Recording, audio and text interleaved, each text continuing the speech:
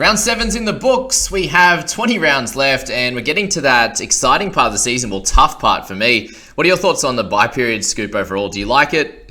Are you indifferent? I'm probably on the positive side rather than the negative, because I like coming up with multiple strategies. But yeah, it is going to be very frustrating to navigate once we are there, particularly if a couple of players get suspended or don't back up or go down to injury. So we're going to need to prepare pretty well. There's not a lot of cheap guys, so we're going to have to make some big decisions this week. Absolute cheapie crisis the last bunch of weeks for sure. And guys, I'm going to pop a link in the description. Scoop is actually going to be doing a video on his buy planning and what his thoughts are on the best strategies for buy planning on his own channel there, Scoop de Fuego. So I've got that link there in the description. He's done the hookers one at the moment, so it was a great listen. I watched and listened to that one last night, so get around that. Lockie, all the hard work he puts in over, especially at the start of the year. This is the time that is actually going to come to fruition. So before we get cranking on Jack Bird, let's get looking at his team. 797, ranked 1458. How do you feel you went, Lockie, this week, and any future plans? Yeah, I was reasonably happy. I knew that it was a poor scoring week until Sunday. Like, Jack Bird was great as usual. I don't like relying on his scores to push me up to a nice number, but Joey Tapine, man, it looked like a really decent week before that, and he's really just let me down the last couple of weeks. A low score, then he's away because he had a kid, and now he kind of looks tired. Hey, I guess it's probably all the late nights staying up with his newborn. But yeah, 36, now he's on the bye again.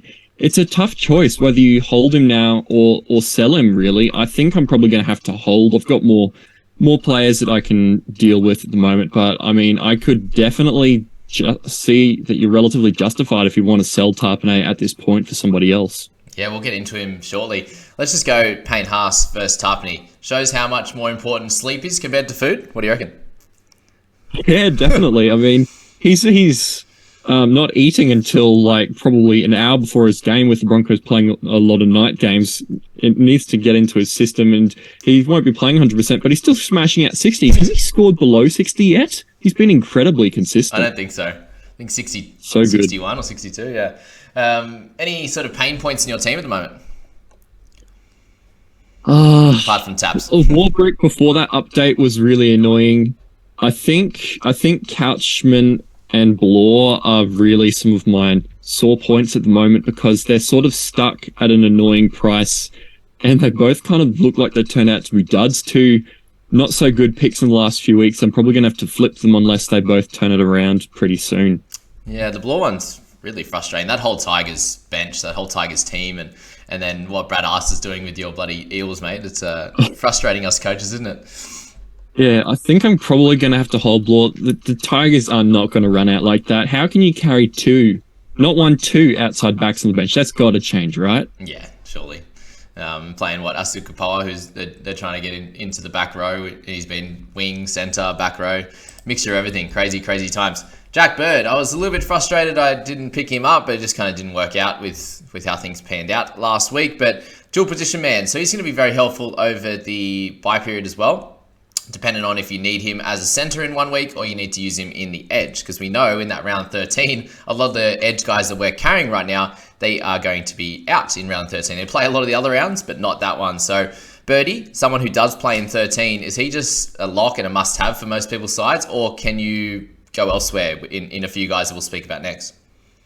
I was a little bit worried when he moved to edge, but he still averages pretty well there. But 56, he just smashed it out. He's pretty involved in their attack and gets those sort of Tedesco sideways crab run tackle breaks where it just sort of slaps people and it counts as a tackle break. So built for fantasy. I really think he's an option, particularly when you've got Hosking, Katoa, Loiero, and Preston. None of them are going to play round 13. So I think you need somebody that can play edge, whether that's a Frizzell, probably a little expensive now, or whether you move Jack Bird up to the second row for that week. I think you do need him in your team. Yeah, and probably likely need Bird in centre as well, but just gives you that coverage across the whole period, doesn't it? With Alamoti out in 13, Lemuelu will play, Hammer, these guys will play, but it gives you a bit of flexibility for sure. And he's only had the one low game this year, and that was an outing where he had 3 missed tackles, an error, and 3 penalties. So that would definitely be the outlier, and the rest of them, 47 and plus from there. But he's an interesting one because if you look at his second row scores in sort of bigger minutes, he has a bit of a strange lot of scoring. He averages about 45, right? Yeah, he doesn't quite have the base that he has in the middle. His tackles go down, but his attack can go up. But then when the week that the attack goes missing, when the Dragons really get put under the pump, that's the time when he can leak out like a 29 or a 33 sort of a thing and let you down a bit. But as you saw on the weekend, if he's allowed to do what he likes, 56 on the edge, that's great just for the edge position, let alone the centres. Just looking at last year's stats there, and he's got a bunch of games when he's on the edge, big minutes. He was getting 27, 24 tackles. He'd miss sort of 6, 7. So that's just, he's upped his tackle efficiency. So more tackles, but also less misses as well. So yeah, there's lots of games there where he'd score a try and get 39, score a try and get 47. Like if he scores a try now, he's getting sort of 60, right? So yeah, there's obviously a little bit of caution there. He's getting pretty expensive. He's almost up to sort of keeper territory in other positions now, averaging 51 for the season. It's very hard to leave him out of your side. The run coming up is Roosters, who hopefully are a bit better this week based on potentially my trades. But the Dogs, Tigers, Cows following that.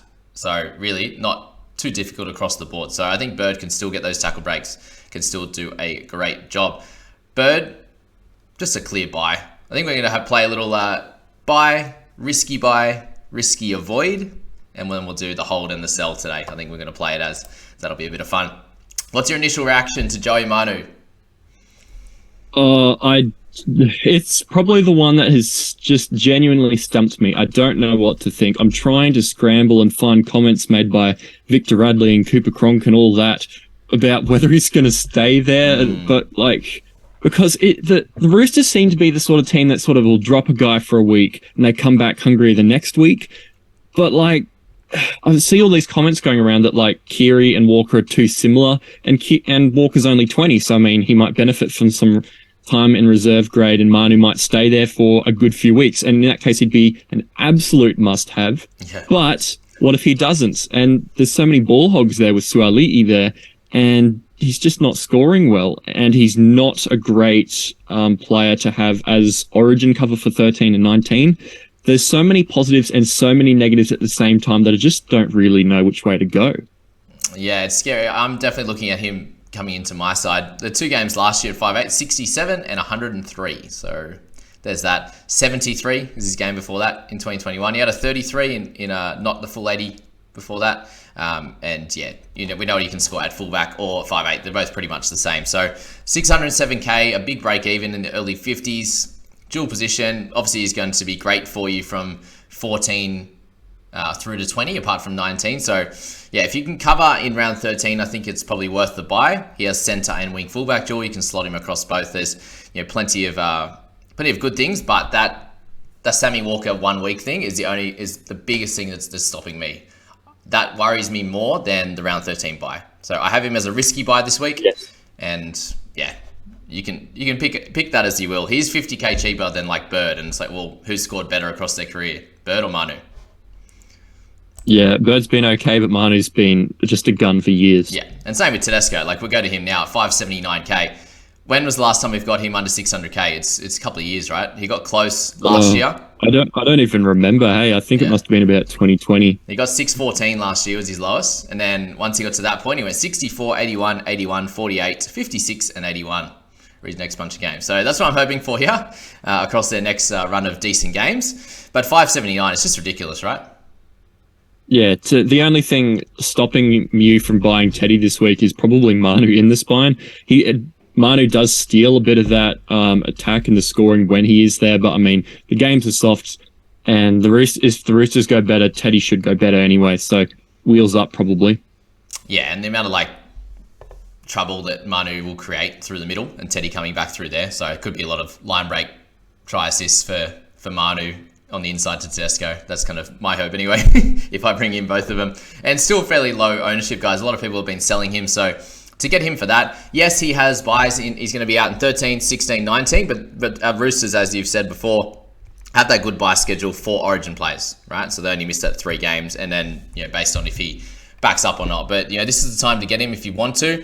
Other than that, he's definitely a risky buy as well. But we'll leave you with that one. Reece Walsh. So 80k more expensive than Tedesco. Who would have thought, eh?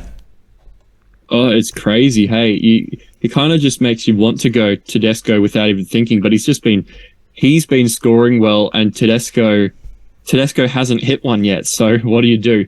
The thing is, do we think Reece Walsh plays Origin? Ponga is finally back this week. So the conversation is very hard to sort of get a read on, predict, because Ponga's incumbent. He performs great when he's got a great team around him in Origin, but Walsh has just been carving up. Where does he fit? Does he play from the bench? Does he sit as 18th man, or does he displace Ponga? It's really hard to know what happens there, but if he doesn't, he'll be absolutely fantastic for you. Yeah, it's just a tough one. Not picking him up the last bunch of weeks. Could have grabbed him instead of Tedesco, and we have an extra 70, 80k in our kitty. So that's annoying there. But the run of games is what scares me. Does that scare you? It does a little bit. Para, that could go either way. Yep. The Eels have a decent record against them, but they could also get blown out. Rabbitohs, tough. Manly, tougher than we thought to begin the year. Melbourne and Panthers. So that is a rough run through to Origin, and we'll have to see if he can keep getting those 50s, because at some points in games he's like at 9 at halftime and then just explodes. He's that type of player. Yeah. So maybe he'll have a low game in there, but I mean, he'll still probably score well overall.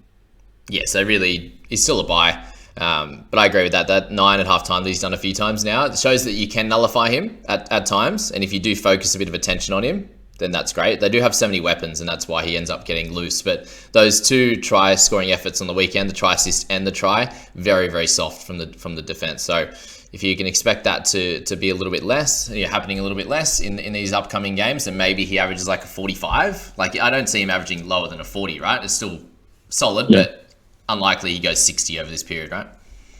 Yeah, I think that's pretty good estimate, around that 45. He'll have these 55s, low 60s, and then he might chuck a 30 in there when, say, the Rabbitohs shut him down a bit or something like that. Yeah, so I still have him as a clear buy, like mini risky, but nothing crazy there. Jack DeBelin, what are our thoughts on him? 614k, comes back to some old school Jack DeBelin efforts here. There was a lot going on in this game in terms of him having ridiculous amount of tackles over 50. He had 3 turnover tackles as well. So what are your thoughts on him going forward? Do you see him playing big minutes again and going forward? I think he will play big minutes again, but I've struggled to see him playing 80. It is very rough on your body to play 80 in the middle all the time. And he did it, or almost did it, sort of 5 years ago when he was that absolute gun in fantasy. If people were playing back around then, he was getting like that 60 average from about 71 minutes, I think, at the lock roll. And if he can match something like that minutes wise, I reckon he can definitely pump out some good scores for you. The thing is, he is 5 years older now. His PPM has come back a fair bit since then, but it's still decent. Those 3 turnover tackles probably inflate his score, but if he's going to play, say, 70 minutes a week, I can definitely see mid-50s and maybe even up. Yeah, well, let's look at last year and use that as a bit of a gauge. Yes, it was his, second year back? So really, you'd expect it in the second year back from his return that he would be back to sort of normalcy. And that 80, he hasn't done that over the last bunch of years. There's one in 2021, and I think there's one, I think that's the last time he did that. But there's a lot of games that are mid-50s, 63, 66. And yeah, those games where he gets those over 60 minutes, he is scoring over 50. Pretty much every single time. So there's one low one in there, but that's what you're looking at with DeBelin. I definitely think he's a risky buy. Like, in what world is he less than 700k come Origin? Yeah, I think the world that he's less than 700k is if Couchman really starts to push his case. I don't know what happened with his minutes on the weekend. Apparently the Dragons mess up with the team sheet didn't end up Hosking them in interchange. They've made all 8, but they might be in hot water. So if Couchman manages to push for some better minutes, maybe Jack Bird moves into the lock roll a little bit and DeBelin comes off after 60 instead of 70. And then he averages like high 40s, low 50s instead of like 52, 53, 54, 55. But yeah, I think there's definitely only up for DeBelin. It's just how high is that? Is that like high 600s or is that 750k? It's interesting to see how it works out because they had Jaden Sewer, they had Bird playing the edges last week. Murdoch Masila didn't play. He comes back in for Sewer. It sounds like a couple of weeks out with an injury.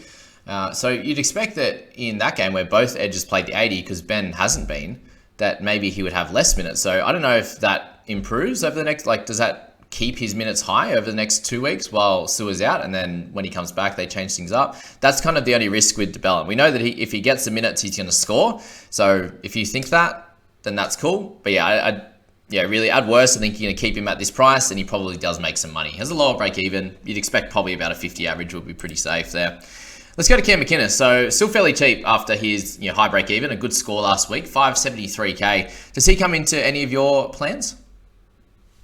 He's on the lower end at the moment, but he's still definitely in my calculations. 56 minutes on the weekend doesn't seem amazing for both Rudolph and Finucane being out at once, but they did have a free interchange with 5 or 6 minutes to go, and that pushed him down from what he was going to get, which would have been 61 minutes, which is what we were really looking for. Yeah. So he's got his break-even's not really that high or that low. He'll make a little bit of money this week, but if you give him another watch and he gets, say, another bang on 60 minutes, I think you can just chuck him in your team. He's going to be very good for round 16 as mid coverage, which would be very tough.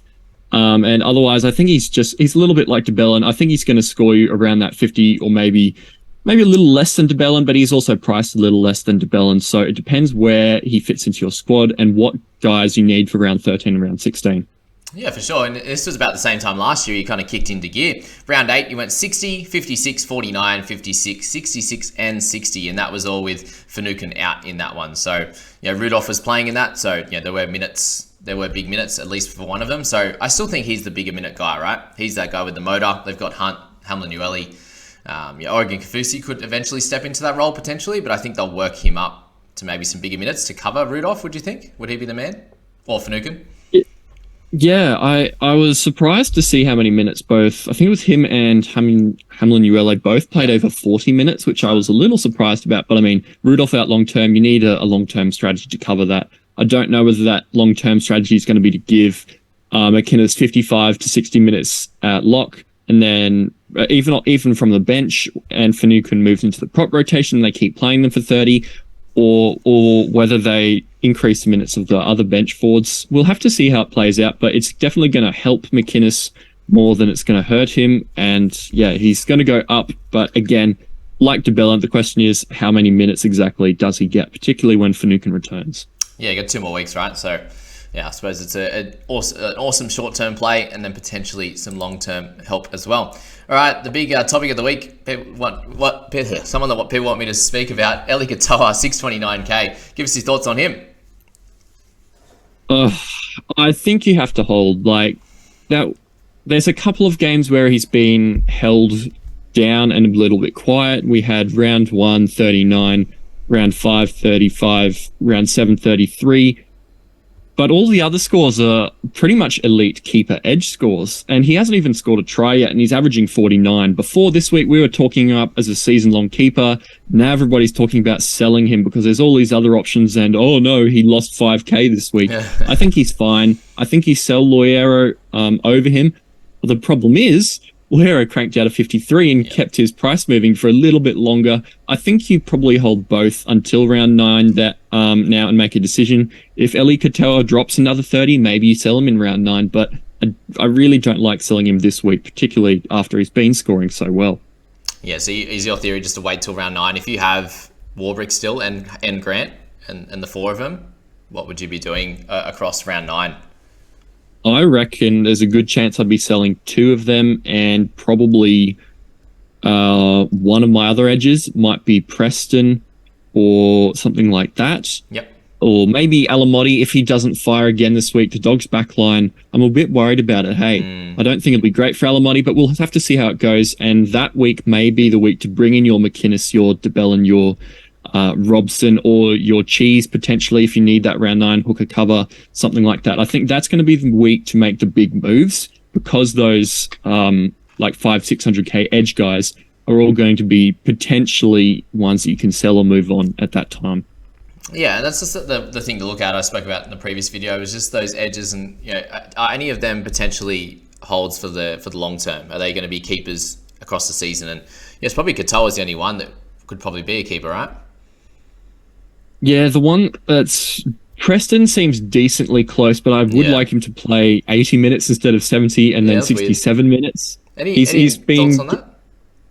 Yeah, I'm not sure, because you would think he'd stay on for longer, given that Kiraz gone for so long, and that he just looks like he's going to bust through the line a bunch. I mean, he's had 4 line breaks already this year and a couple tries, so he's definitely the guy that can push you up to a very good score, and it'll hurt if you do sell him. But he has scored 3 low to mid 40s in the past month, so he's definitely a guy that you probably can give another couple weeks to look at. But if he does keep giving you those 40s, if the Dogs can't get a roll on because of their injuries, he's definitely going to be the sell sooner rather than a hold. Definitely. I can't believe Katoa hasn't scored. I thought he did, hey, but he's got close so many times and then has set up a couple of tries as well and heap of line breaks. But for him to have what's he have, 3, 5, 7, 6 line breaks and no try. Crazy.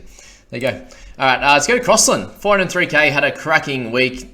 Scored his own try off a kick. Played 68 minutes. It was a very tight game here against the Panthers, which meant lots of tackles for him. What are your thoughts on him going forward? Would you pick him up, given he only has the half position? That's kind of was our issue last week, was that he didn't get that duel, right?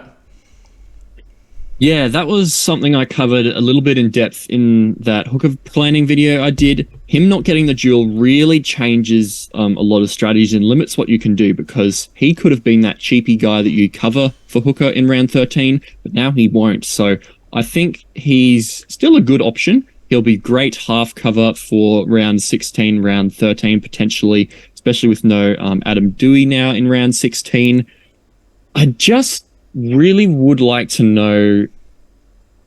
I really would like to know how he's gonna score with the missed tackles and stuff, because he doesn't have anything else except tackles. He had an astonishing 0 run meters last week. I don't think I've ever seen that before. So he definitely needs that 40 plus tackles every week. And 49 is great, but it's also with a try, so that would have been 41. You need about 40 from him where he's priced, so he can get that. He's probably not going to get a lot more than that. I think he's a good buy, not a fantastic one. Does Gamble worry you? Gamble worries me a little bit, but I think he's probably going to play a little bit more middle. Man'll probably play most of the time in the middle, and potentially could push him to hooker a little bit, but I don't think it'll change too much.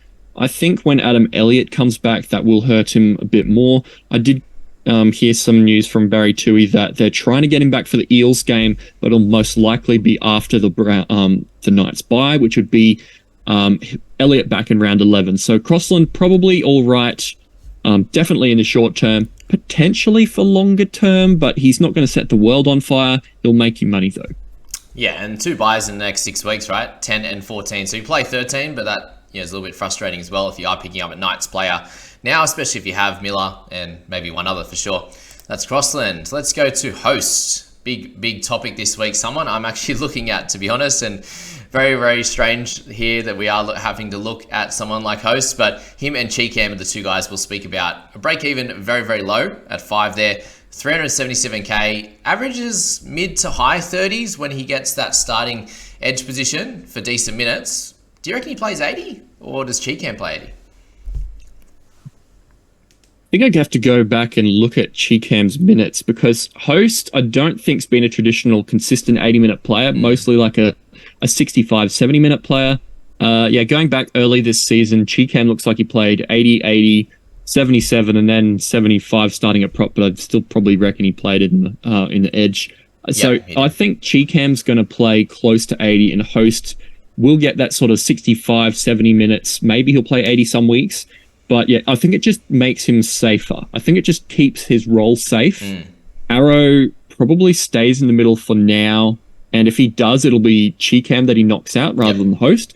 I think it just consolidates host as that high 30s, potentially 40 points option, if he can push it over 70 minutes and towards 80. Yeah, and price, 377 gives him a mid 20s price? That's what he's priced 377, at? 377, that's about 27, I think. 27 price point. So yeah, mid to high 30s, that's 10 points of value. not much more than that unless he gets that 80-minute role. But yeah, he's a good buy. There's a lot of guys that are good buys but not absolutely slam dunks this week, and you've got to think about it before you decide which one to go for. Host is one of the top, I think. I'm probably going to bring him in this week. It's just going to depend on whether I sell Alamoti for him, I reckon. Yeah. Plays around 13. That's my big selling point for me. Yes. That's huge. 13, 14, 15. Obviously as well, doesn't matter too much. But yeah, 13, 14, 15. He's probably a sell come 16, I'd say. And yeah, you get into about 500-ish thousand. So close to 150 points of value, a player in round 13. Would you play him in your 17? If you're a little bit light, he'd probably be your 17th man, right? Yeah, I'm probably playing him as the last guy on my bench before I loop. Yep. I'm probably going to loop a couple of guys below him like Katoa and Couchman, or it depends if Blore plays or not. So I think he's fine to play in your 17 for now. I think he'll get, you won't be upset too much with the 38 off the bench. It's not setting the world on fire, but Loiero has been chucking out plenty of those sort of scores as well. I think he's fine. I think he's definitely going to be very valuable. As we were talking about before, so many of the edges we currently have miss round 13, so Host is going to be incredibly valuable for that. Come on, mate. 38's better than Grant, and Robson's 36 and 33. Oh, I think it's actually good that I didn't pick up Robson last week, because now he's going to get close to Jeremy Marshall King's price, and I know who I'd prefer. Yeah, that's for sure. Hosty, just if you're looking at those early round 4 and 5, he's come back from injury, 27 minutes, 41 minutes, and then worked up to 74. So him getting that B1 is good signs going forward. So somewhere in that 60s to 70s with Arrow back until Totola would come back to the middle. And then, yeah, you'd imagine that CheeKam makes way, because as soon as Host came back, he went back into that role and CheeKam moved to the bench. So shows who they've got their allegiances to. And I think Host has actually played really well these couple of games too. So something to think about there. Any thoughts on CheeKam? Would you pick him up over the next few bunch of weeks, playing that close to full 80 there and being able to hit that mid 40s to low 40s? I think his break even's still pretty good. Yeah. We sold him when he kind of just disappeared from the team. But the thing is, Totola's coming back soon. I think Arrow will move back to the edge. So I think CheeKam's not a safe play at all. Yep. And he's probably more expensive than Host at the moment now. He made a fair bit of coin. 460. Yeah, 460. I don't think he can buy that. He might only have 2 weeks, and that's not going to be worth it.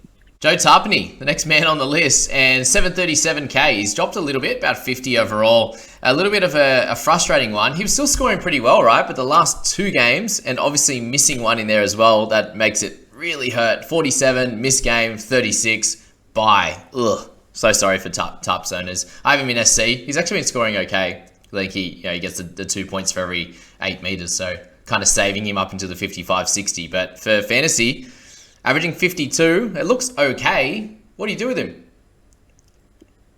He's one of those very tough guys to know what to do with, because he's definitely looking like a sell unless he's going to get those minutes and that PPM back. I am worried about his work rate going forward if he's going to have late nights with his newborn. But I mean, congratulations to him, but not congratulations to my fantasy team. I think you probably have to hold him unless you don't have a lot of issues, or could really, really use that money well. So if you can downgrade him to a DeBelin, use that 100k potentially to move somebody like BMM up to a Host, that could work. But yeah, I think I'm probably going to hold him until at least round 13. Yeah, it's very frustrating. And like me as a non-owner, we were looking at potentially purchasing, but I think you have to wait now. Hey, like that 48, 47, 49 minutes, that's his standard. He had a 56 minutes where he killed it, but that's not standard practice. So under 50 minutes for your top gun middle, hey? Ridiculous. Yeah, it's not fun. He somehow saves himself each week with an absolute crazy late burst. He's saved himself with offloads a little bit in the last couple of weeks when they've been flattened by tough opposition. But yeah, it's not real all sunshine and roses. 49, 47, 46, 56, 48 and 49 minutes. We were hoping for low to mid 50s minutes this year with a couple of forwards leaving, but it just hasn't worked. Yeah.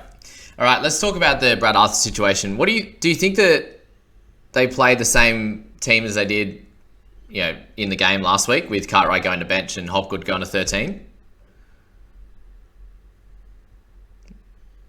I don't know, hey, because hands technically shouldn't affect that.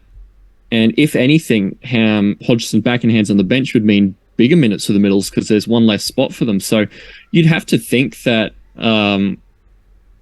you'd probably would think there'd be another late switch, hey, and Hopgood starts and Carty comes off the bench. But, I mean, it's just mind games. You don't really know what's going to happen until it actually happens. So it could go either way. If you do have Hopgood, I would organise a trade with him that's a late week trade so that you can back out. It's only game 2, who knows what's happening with him these days, hey, if you still have him. Eels are game 2, which is helpful. Yeah. So Panthers and Bunnies first, and then just lock them in, guys. And the way I've got Hopgood, so if he does stay on the bench, I think I'll just have to trade him out with so many cheaper guys. It's hard. You can hold him all the way through the buys, but again, this is the reason why we're going to sell him if he played bench, and I still only see 50 minutes on that bench. So Cartwright, are we happy to say he's a sell now? Like, are we done with him, or do you want to hold him through the buys too? No, I think the Carty party's done. Even if he's going to start, he won't play the full game now, I'm pretty sure, and his price rises are over. The door was slammed shut on the party and the sunrise has come up. If you got that 300k, you can roll away into the sunset and switch him pretty much almost straight up for a guy like Jack Bird or something, and absolutely loving it. But yeah, at the moment, Carty, he's made your money. He's a sell. Yeah, done with him. Hopgood, just work it out. What do you reckon? Bench, sell, starting, keep? It's tough. I think if he starts, you could try and hold him, but he's not going to make you any money. He's going to just be there as origin cover mostly because he's got so many missed tackles in his game. Even though he's got a great work rate, it cuts him down from being a truly elite option. Yeah. Like, he scored 50 last week, but it took him 70 minutes to do so. He had offloads, he had good tackles, he had good run meters, but minus 8 from missed tackles and -4 from errors. That's not the negatives you want to see compared to a guy like Murray or Haas. Yeah, it's definitely frustrating. It's a decision I'm going to have to make this week for sure. That dual position, Eels, it just makes it so annoying to try and sell him for sure. Kiraz, very sad for him, but a clear sell, right? Yeah, 3 weeks off. If you have him, very sad. Probably happy with those early scores, but you have to get off now. Yeah, that's great. If you don't have Kiraz, he's definitely going to be a watch because he's going to cover round 16 and round 19. Had been putting up pretty much keeper scores before then, but maybe not until the Dogs get their troops back, and that could be a little while, and he could drop some price. Yeah, for sure. Now let's go to Trent Loiero. You said earlier you're happy to have potentially use him as a sell, but it would be next week. You wouldn't trade him now, even if it meant that you could do some funky, amazing trade? If you can make some funky, amazing trade this week, you can sell him, but he'll probably make you another 15, 20k this week with after that 53. Then with around 9 buy, that's the ideal sell time. And you can make a call on Katoa too if he fails again. I probably think he's a hold and a keeper. But yeah, Loiero, next week if you can. If you can make a really good trade this week that you absolutely can't next week, like Will Penisini going up in price a lot, you could sell him this week. I don't like it that much, but it's one of the better options in the team that you can sell.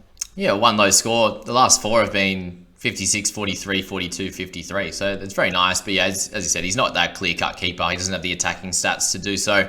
I think this week, next week is fine. I'll definitely play around with trading him out, but I think most likely holding at this point. Let's talk about Tavita Pangai Jr., 602k. What a return it was to see him come out and just absolutely offload at will. Couple to ground, 4 to hand, 47 minutes. Pretty happy with his first outing, right? Yeah, I think so. He looked like an absolute battering ram when he was out there. I was a little bit worried that he'd bust through the line, and with those offloads set up some tries a few times because it got close a couple of times. And that could be good for outside backs like Alamoti potentially, but yeah, I don't know. I think there's a good chance he'll keep similar minutes, if maybe creep up a little with a bit of match fitness, but he looked good coming back, even off a long layoff. For sure. He's such a risky buy if you're doing it. He has games last year, 35 points in 49 minutes of prop. He has a 57 and 51 there. and then he played 22 minutes. It's just wild. So 36 points in 46. There's just a lot going on in that one. The game he got 57, he had to have 8 offloads to do it. So, can you expect that every week? There'll be games he gets 75, there'll be games he gets 30, and it's such a roller coaster, isn't it? Yeah, it depends whether you want consistency or to ride the roller coaster. He is a head-to-head winner, but he can be the guy that loses unless you've got a solid team. So he's a really fun buy, put it that way. He's a risky buy, but he's a fun buy and potentially a frustrating buy. Yeah. Shawnee Blore, do you just use him as a looper this week and hope he makes it back into the team with the low break even, or do you use him as a sell? I think it depends when you got on. If you got on him quite early, you've made about 100 or 120k. If you only bought him recently, unfortunately, like me, just before the buy, I think you probably hold and hope because you want to squeeze out those price rises rather than lock in a failed cheapie. There's something's got to change. There's no way Talau and Laurie can sit on the bench, right? Yeah, it's wild. But sunk cost fallacy, Lockie.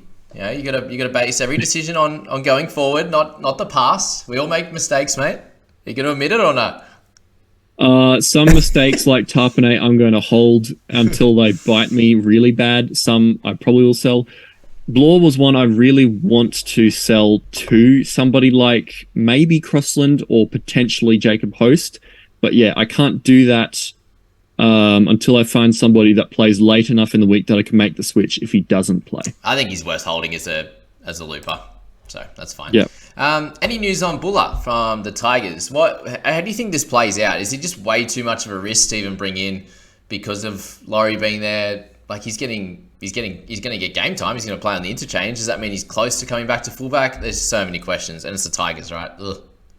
Yeah, it's the Tigers. That's the main thing. I don't think you can touch. I think Bula has been talked up a bit and people are pretty happy that he's playing, but I don't think he's in the top 30 yet. So they'll have to upgrade him. Watch out for news for that this week. If he is upgraded, maybe he's safer, but it's the Tigers. They can change anything at any time. Yeah, for sure. So yeah, big risk if you're going to take that one. Jai Arrow comes in at 639, dual position. Do we think he plays Origin? That's the other question. Solid break even, a massive score last week. That was through the middle. I think it's better that he's playing through the middle. What are your thoughts? Yeah, he scores pretty well when he's playing in the middle. He was a gun for a year or two at the Titans at lock, and he scores pretty decently at lock, but he does need really good minutes in order to stay relevant. Because he's priced sort of mid-40s, low to mid-40s where he is, and you'd want 50, 55 from him, and then he plays Origin. So you've kind of got to use him as both a keeper and a cash cow at the same time, and I don't know if he can do that for you. So maybe just one to let through. Yeah, it's a lot. I imagine he scores pretty well over the next few weeks. Those second row scores, guys, he would play on the edge and then he would move to the middle to get that 55, 60 minutes. That's why he wasn't playing the full game, and he always would pick up his scoring through the middle. He runs hard, tackles hard, has tackle breaks in his game. So yeah, it's definitely some merit in picking him up, but I think he's probably a risky avoid.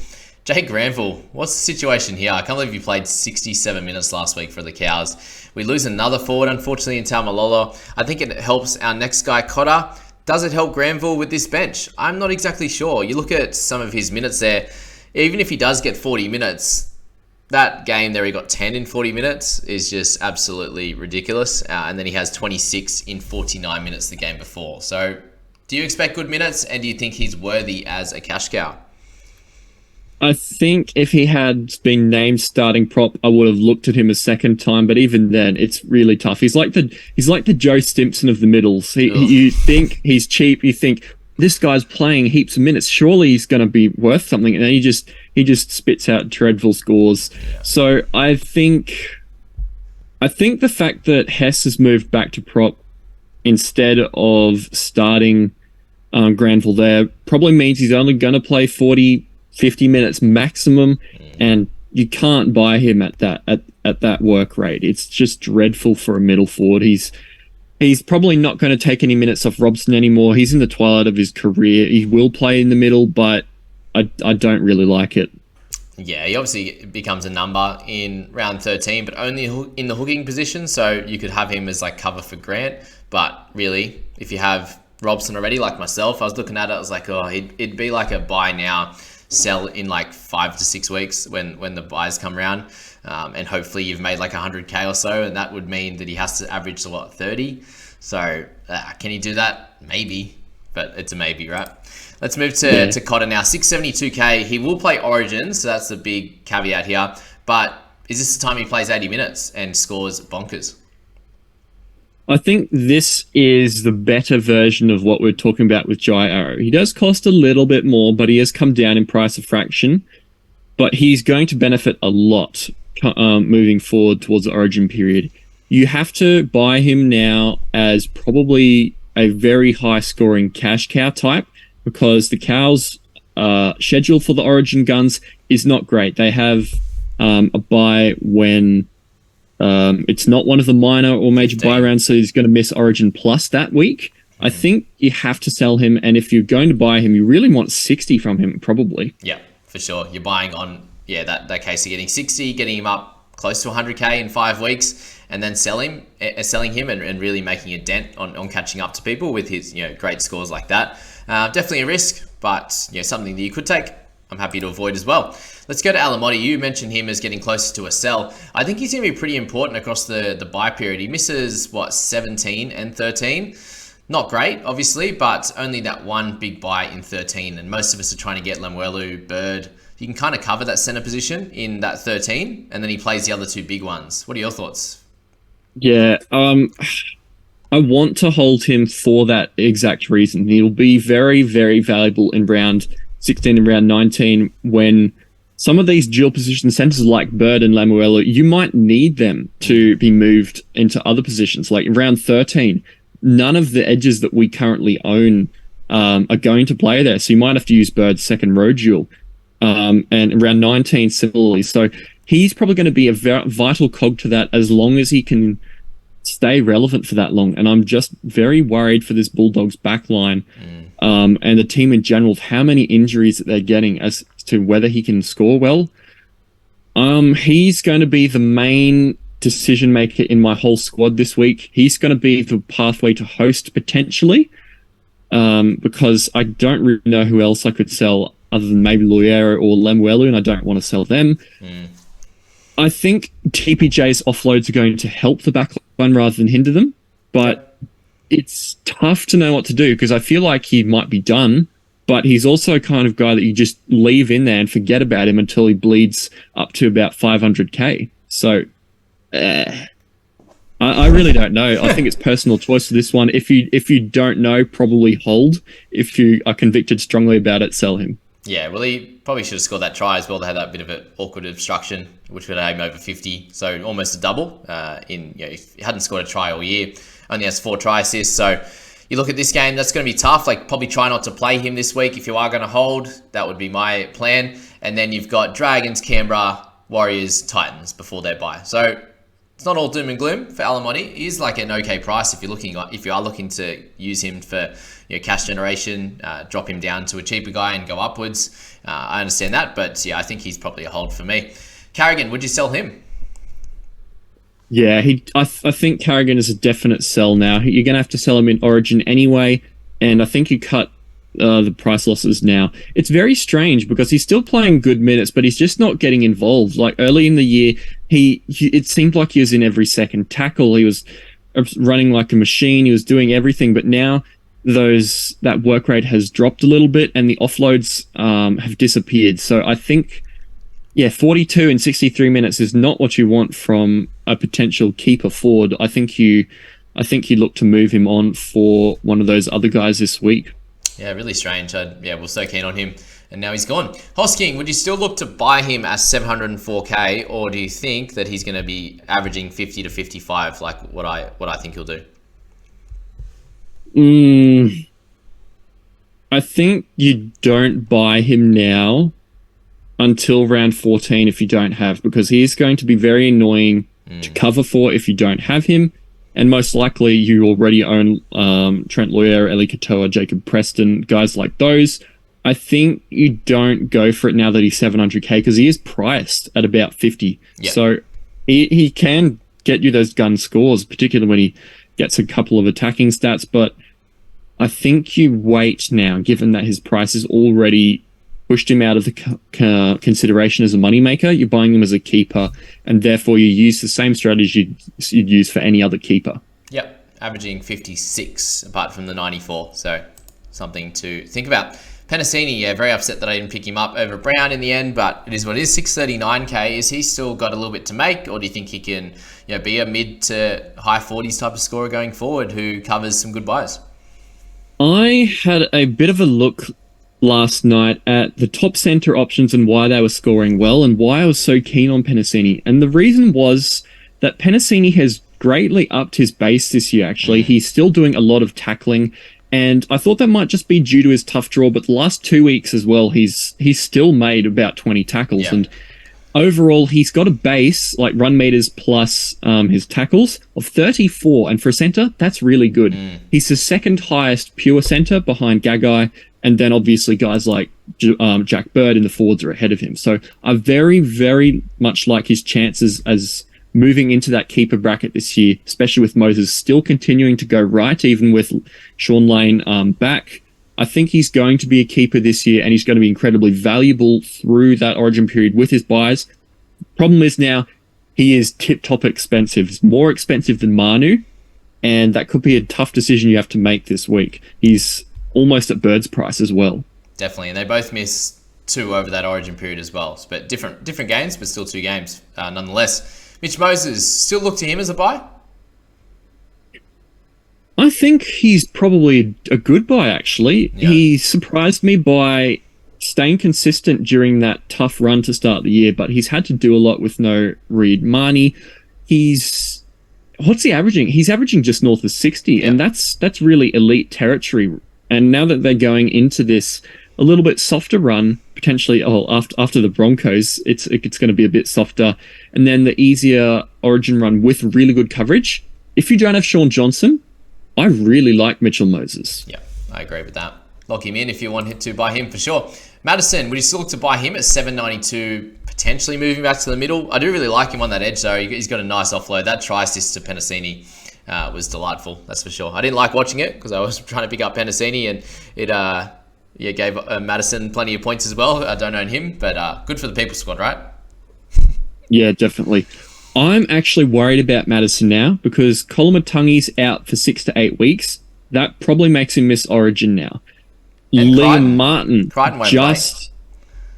Liam Martin just re-aggravated his hammy again. That makes it tougher for him to play. Angus is finally playing his first game of the year. He's an incumbent. He's great, but he needs to prove it. So there's every chance now that unless they bring somebody back in form like Tyson Frizzell, who hasn't played for a little bit, that Matto will end up on the bench with his edge and middle utility. I am starting to get worried about that now.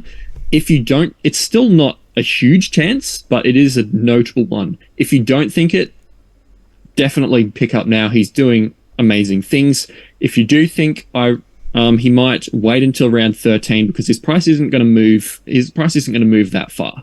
I think he plays Origin. Hey, I don't see how you can leave him out. He can play edge. He can play middle, and is so strong in defense, and then has attacking flair as well. Like gets through work. One of those guys I think you want on your side. Brandon Smith, 478k, hook and mid-jaw. You spoke about him a fair bit in that hooker video as someone that you could use as cover for both those positions, and I completely agree with that. Obviously, round 13 is tough, but round 16, 14, 16, and sort of 17 there is going to be really important for him. What are your general thoughts on Smitty going forward? I liked the way he played last week. He showed us the things that the Cheese can do, and then he kind of ruined it at the end with the sin bin. So 44 with a try and a sin bin. They kind of mostly cancel each other out. The try and line break's worth a little bit more, but we were looking at him to be that sort of high 40s, 50 scorer at the beginning of the year at 100k more expensive. Maybe he won't quite get that, but he's now 478k, so he's like low to mid 30s, and you only need 45 for him to be a really good cash cow, plus the cover he's going to bring you. So I really love him this week, particularly with Tapine on the buy. That's probably one of my locked-in trades this week. Smithy comes in. How good. All right, so let's finish it off with Tom Ale. Was a sneaky one there at 328k. Has a negative break even again after 2 great scores, 49 and 40. So minutes are up for him. That was with Tohu Harris coming back and Jazz Savanga playing big minutes. Do you think the 30-odd minutes stays? I think it does. I think 30-odd minutes can definitely stay. I don't know if he'll get much more than that. Tohu Harris back, because round 6 and round 7 were the matches Tohu was out with that scar tissue in his knee, and now he's going to be back. I think he can definitely hold on to 30 minutes. He might become like a Sele type, good scoring rate, with like around a 30 average. He is over 300k, so he's sort of priced at around 21-ish, 22 maybe. Yep. But yeah, definitely with that low break even, you're guaranteed to get at least some good chunk of price rises. And if you get a good one in there, he can potentially make you that 150k. He's just earned his spot, hasn't he? Which is good. And he's showing no missed tackles. He hasn't got a missed tackle yet all year, so that's really impressive. And that's why that's a good start. Hey, that's why he's earned more minutes. So yeah, definitely a cheeky one. And if you're wanting someone under that 330k and you're picking between him and Davi Moale, would you pick up Ale at 35, 40k more expensive? I would go Ale over Moale. We've seen for 2 years that they love to play Moale for like 25 minutes and then nothing more. Yeah. Last game was a funny one because the Rabbitohs were absolutely destroying the Dolphins in the second half, and I think that might have been a reason why he stayed on compared to some of the more experienced guys like Sele, and Kolomatangi going down potentially shuffled it around a little bit and gave him some more. So I think Moale might be a little bit of a trap compared to Ale. Definitely. Well, thank you for sticking around, guys. That was a cracker video. We got through so many players. Heading in towards this bye period, it's pretty crazy. Wish you all the best of luck with that. And please go and check out Scoop's video on the hookers. He will get out all the other ones across the next few weeks, right? Yep. Mid's next. Brandon Smith's going to feature heavily. Tohu Harris and Tapine are going to feature heavily. It'll be a good one. Beautiful, guys. Thank you very much, and see you later.